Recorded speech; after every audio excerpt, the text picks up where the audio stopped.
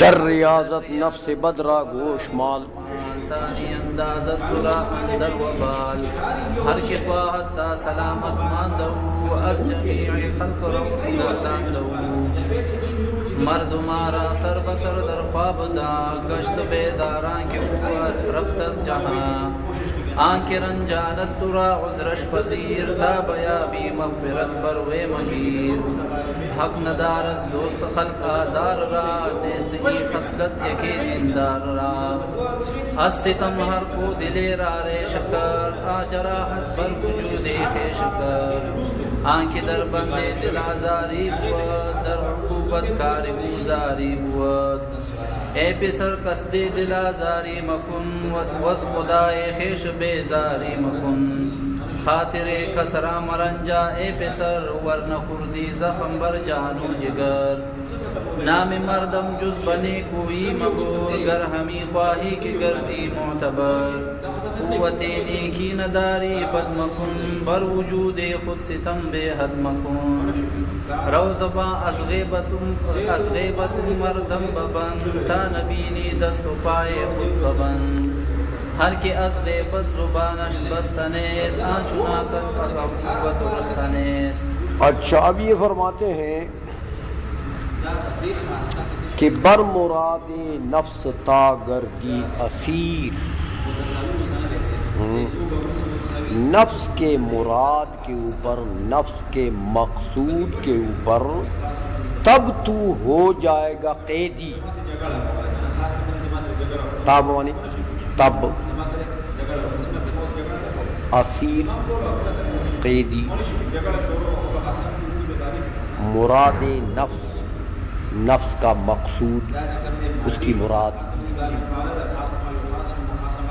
کہ کیا کرے گا؟ صبر بگزین، صبر بگزین و قناعت پیشگیر.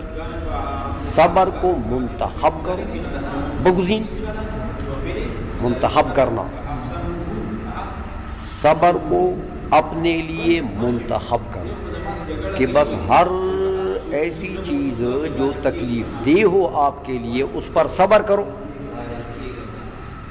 اور دوسری صفت وہ قناعت اور قناعت. قناعت کا معنی ہے تھوڑے پر صبر کرنا. قناعت کا معنی کیا؟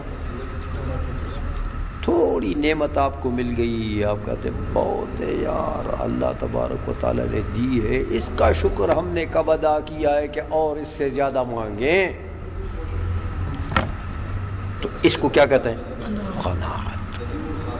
بڑی اچھی عادت ہے، اللہ توفیق کس کو دے.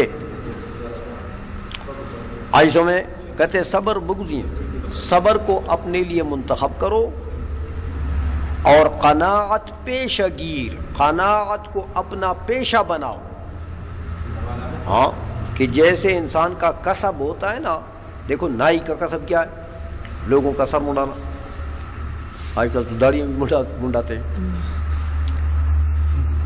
تو یہ اس کا پیشہ ہے. تو پیشہ ایسا ہوتا ہے کہ وہ انسان ہمیشہ بے تکلفی سے کرتا ہے. تو جب تم اس کو پیشہ بناؤ گے، کیا مطلب؟ عادت بناؤ گے، تو تمہیں پھر قناعت کرنے میں کوئی تکلف محسوس نہیں ہوگا، یہ تمہاری عادت بن جائے گی. جب بھی کوئی تھوڑی سی نعمت بن جائے الحمدللہ. ہاں بہت ہے یہ. ہم نے اس کا شکر کب ادا کیا ہے، اس تھوڑے سے کا شکر کب ادا کیا کہ زیادہ مانگے. اس کو قناعت کہتے ہیں. ہاں در ریاضت نفس بدرا گوشمال. ریاضت میں یعنی عبادت میں نفس بد، برے نفس کو، نفس امارہ کو، اس کو کان مروڑ. گوشمال مالی دن منے مروڑنا. عبادت کراؤ اس نفس بد سے، اس کو عبادت میں ڈبو دو.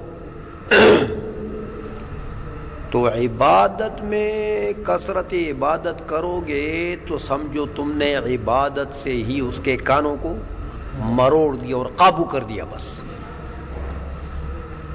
در ریاضت نفس بدرا گوش مال تانی اندازت ترا اندر وبال تاکہ نئی اندازت ترا نہ پھینکے تجھے، نئی اندازت نہ پھینکے ترا تجھے اندر وبال مصیبت کے اندر. ورنہ یہ نفس امارہ جو ہے اس کے کان اگر تم نے نہ مروڑے اور اس کو قابو نہ کیا تو یہ تو تمہیں مصیبت میں ڈال دے گا. کہیں گناہ کرائے گا وہ تو تمہیں لے جائے گا ہاں گناہوں کی طرف. عائشہ میں تو کہتے ہیں اس کے کان مروڑ تا نہیں اندازت ترا تاکہ نہ پھینکے تجھے اندر وبال، ہاں وبال کے اندر یعنی مصیبت کے اندر. ہر کے خواہد تا سلامت ماند او، ہر وہ شخص جو چاہتا ہے ہاں کہ وہ سلامت رہے، ماند او کہ وہ سلامت ماند سلامت رہے. کس سے سلامت رہے؟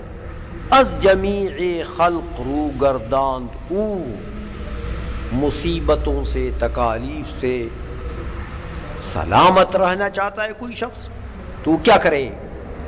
از جمیع خلق رو گرداند او، تمام مخلوق سے منہ پھیر لے. وہ مخلوق سے منہ پھیر لے، کونے میں کہیں بیٹھ جائے، اللہ نہ کرے. سمجھ آئیے؟ یا طالب بن جائے، بس چھوٹ گیا، طالب علم بن گیا تو بس کتاب سے واسطہ ہے. وہ خیر رفیق فی الزمان کتاب، حضرت علی فرماتے وہ خیر جلیس فی الزمان کتاب، کہ بہترین ساتھی جو ہے وہ زمانے میں وہ کیا چیز ہے؟ کتاب ہے. دیکھو یہ نفع دے گی ضرر نہیں دے گی، ایسا ساتھی ہے. تو طالب بن جاؤ، سمجھ آئیے؟ تو جمی مخلوق سے منہ پھر جائے گا نا. اچھا مردمانہ سر بسر در خواب دان، مردمان کہتے ہیں سب لوگوں کو، مردمان سب لوگوں کو، سر بسر بے تمام ہم، سب لوگوں کو سر بسر برابر یعنی بے تمام ہم در خواب دان، ہاں ان کو نیند میں سمجھو کہ یہ سب لوگوں بے اجمعہم، ان کی تو آنکھیں بند ہیں، یہ تو نیند کے خواب میں ہیں، یہ تو سوئے ہوئے ہیں سب. ہاں گشت بیدار آنکھیں او رفت از جہان، بیدار وہ شخص ہوا جو دنیا سے چلا گیا. جب موت آ گئی آنکھیں کھل گئی، او میں نے کیا کیا ہے. تو بیدار وہ ہوا جو دنیا سے چلا گیا. آئی سمجھ میں؟